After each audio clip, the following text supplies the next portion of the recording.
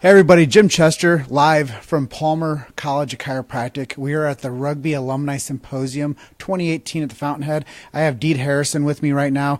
CBP is something very integral to the future of chiropractic when it comes to x-ray and imaging and getting results.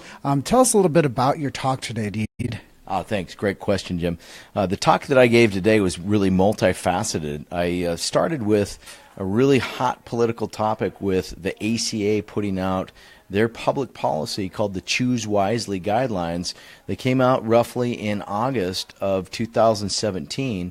And what they did is they said to the public, to the consumer out there, they said, do not go to a chiropractor that takes x-ray. Do not go to a chiropractor that takes follow-up x-ray. They said there's no evidence whatsoever that any x-ray information, A, correlates to your pain or disability or health, or B, that it will influence intervention done by the chiropractor, or C, that it will change the improvement that you will get at a chiropractor.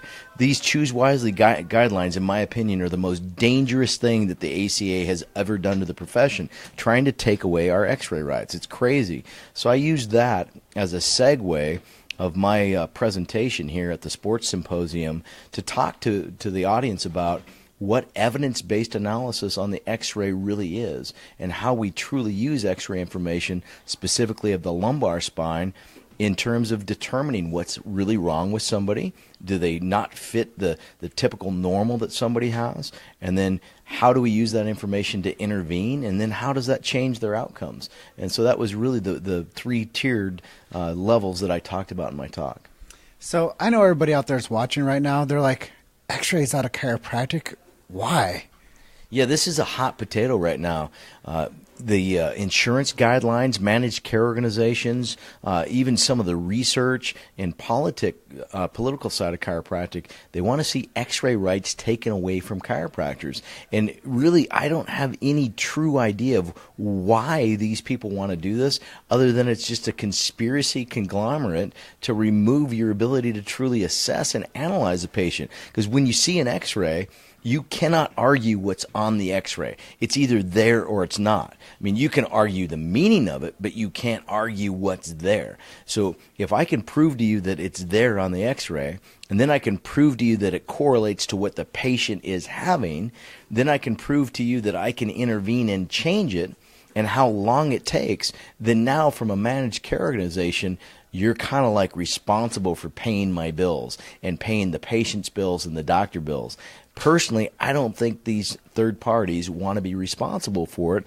And personally, I think that some of the individuals that work for these managed care organizations loosely as experts and authorities, I think that they're kind of tainted. I think that something's going on. I think that there's a conglomerate movement where these people are driving a certain agenda, and I don't think it's for the right reason. I personally see it's for the wrong reason.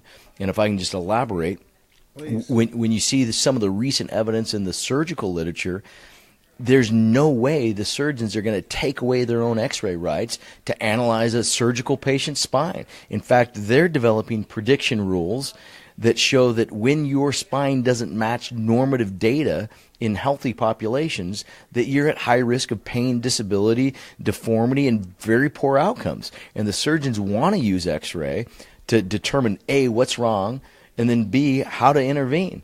And then they're showing that people improve when they do the right surgery to correct the spine. It's no different than what we do in chiropractic. And it blows me away that certain individuals and organizations in our profession want to remove the ability of chiropractors to take x-rays. It's crazy. Well, if you ask me, Deed, it sounds like an anti-chiropractic agenda.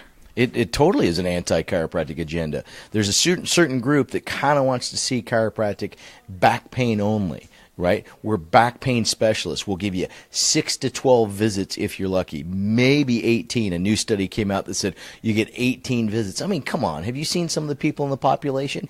18 visits is going to fix their spine?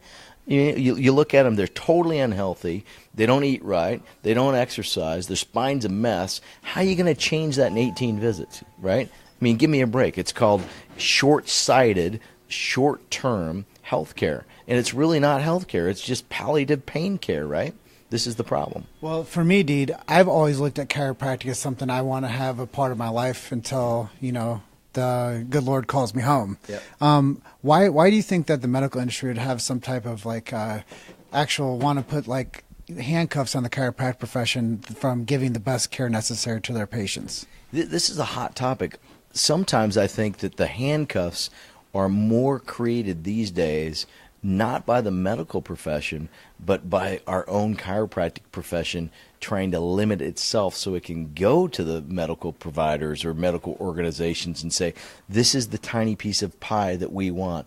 You know, we'll be right here. I don't think it's so much that the medical institutes are really doing this. When you talk about the top surgeons, when you talk about the top journals out there, they're really pro-evidence-based care. And the problem is, whose evidence are they going to look at? Whose are they not going to look at? So I kind of see that this is more of the chiropractic profession. It's handcuffing itself. And I don't mean the practicing chiropractors. I mean some of the political drivers like the ACA Choose Wisely, and, you know, throw them under the bus. Why would you support an organization like the ACA that would take away your x-ray rights, right? This is the way I see it. So next follow-up question is, why is research so important to the future of chiropractic? Oh, big question, great question. Why is research so important to the direction and future of chiropractic? If you don't study what it is you believe and what it is you're claiming you're doing, you really have no idea, are you really achieving it? So many times throughout history in chiropractic and any healthcare discipline, it's been found that what we thought we were doing is not exactly what's happening. Or maybe it is exactly what's happening, and then you figure out better ways to achieve those results. So two things. Either A, you find out you're wrong, so then you got to change everything, or B, you find out that you're on the right track and you got to adjust it to try to achieve better outcomes in people. Without research, we have no possibility for advancing. We have no idea to be able to look at an individual and say, hey, you know, Jim, you are actually a great candidate for this type of care. You fit this subgroup of condition, and here's the research that shows when we do this intervention, you get better as compared to doing that intervention. So if we don't do research, we can't identify the best strategies for the specific subgroup of person. And that's what chiropractic's all about. It's about the individual, the needs of the one, right? Not the needs of the masses. So I know that this is a really cool event to come to. What was the major draw for you to participate at this Palmer event? Dr. Matt Walker, he makes me come every year. No, that's a joke. I mean, Matt's been a huge ally and friend and colleague through this whole thing. But for me to be part of this, twofold, to be affiliated with the Rugby alumni is amazing. These guys, men and women, they drive now fundraising for Palmer. They're driving, future students to get into the chiropractic profession, etc. So I want to be on board with that vision. I want to be on board with, let's improve the new students by giving back, right? And I think that's one of the missions of the, sports symposium. The other thing is Palmer College is a huge name. It's the fountainhead. It's still the big name in chiropractic, and I want to be affiliated with Palmer College. I want CBP technique in Palmer College, and if it takes me coming here every year and begging Dr. Matt and the alumni board, for me to come and speak, then I'll continue to do that. I want CBP technique in Palmer.